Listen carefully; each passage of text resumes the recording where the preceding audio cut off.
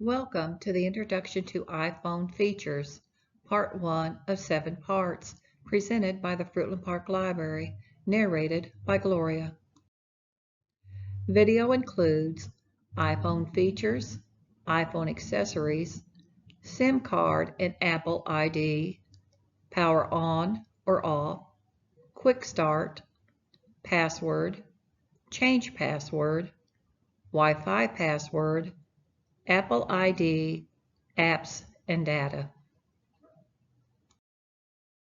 In order to work along with the tutorial, it may be necessary for you to have two open windows side by side. It does not matter if one window is a website and the other is an application or program.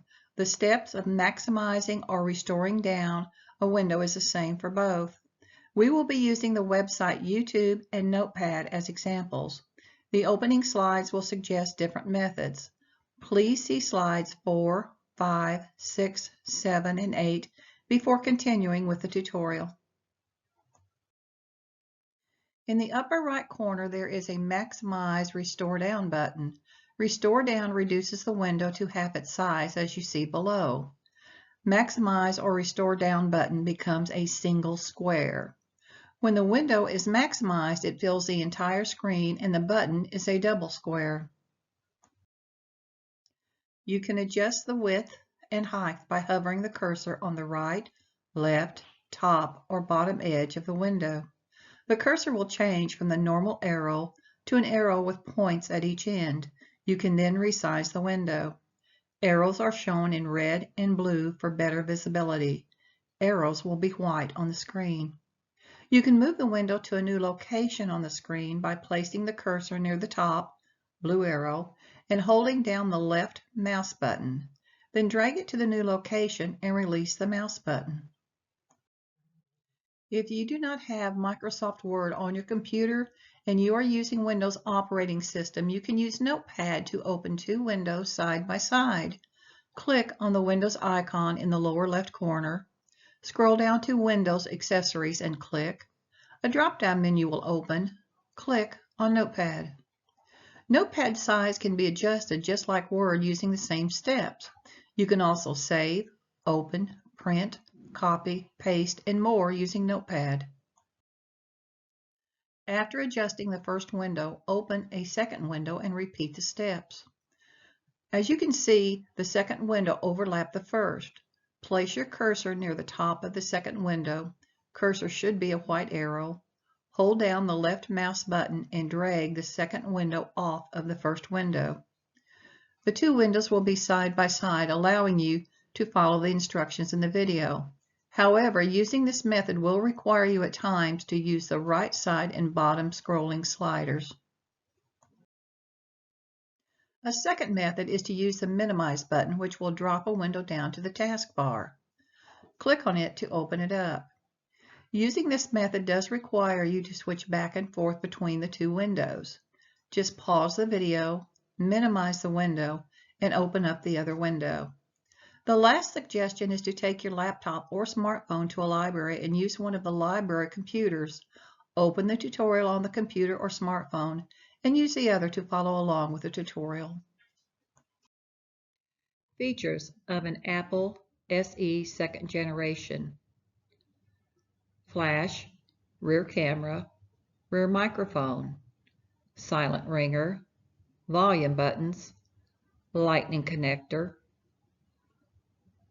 front camera, receiver or front microphone, sleep or wake button, power button, SIM card tray, home button, and touch ID sensor. Accessories: Apple headset, listen to music, videos, etc. Connecting cable, connect to a PC or the USB power adapter for charging. Apple USB power adapter, plug adapter into an outlet for charging. SIM eject tool, used to open SIM tray.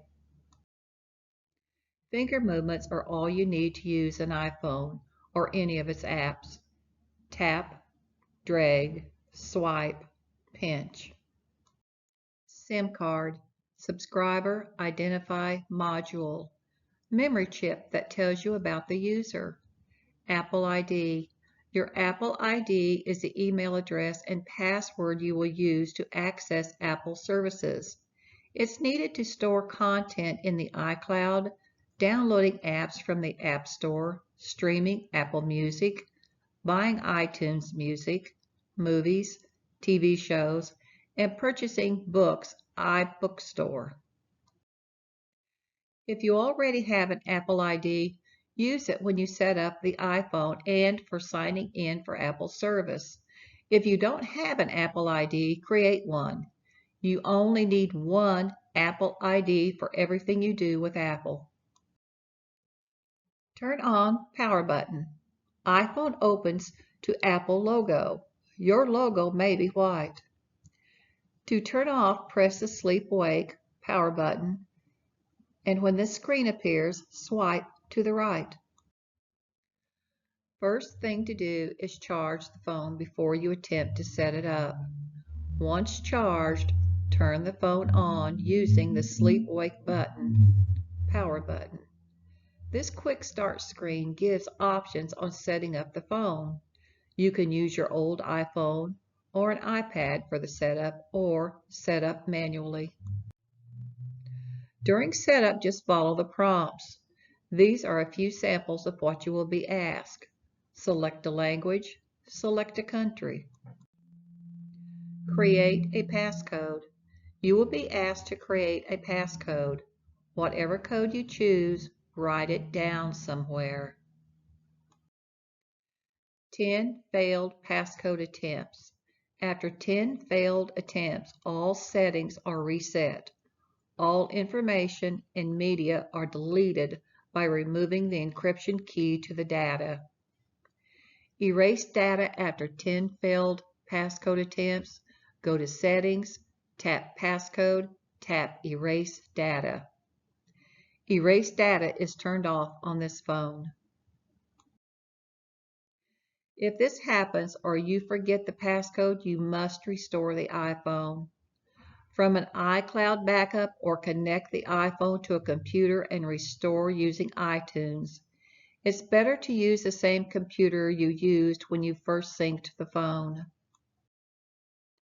Change passcode later. Tap Settings, tap Touch ID and Passcode, enter password, then turn passcode on, off, or change. Wi-Fi password. If you are trying to connect to a Wi-Fi network that is password protected, you must enter the network's password in order to connect to the Wi-Fi. Wi-Fi at the Fruitland Park Library is not password protected. Hours of operation, Monday through Friday, 8 o'clock a.m. to 8 o'clock p.m. Saturday and Sunday, 10 o'clock a.m. to 8 o'clock p.m. Apple ID.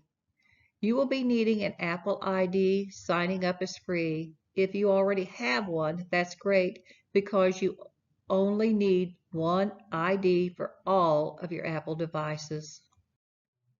Apps and data. Choose how you want to transfer apps and data to this phone. As you can see, there is a lot of decision making setting up the phone. Nothing hard, but it can get frustrating. Personally, I only set up the basic features that I need to make the phone work. I go back later and decide about the rest. So if the screen has a skip button, feel free to use it. This concludes the introduction to iPhone features. Thank you for joining us for part 1.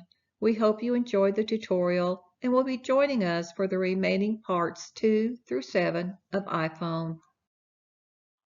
If you have any questions or would like a transcript of this video, please contact me at gterry@mylakelibrary.org or call 352-360-6561.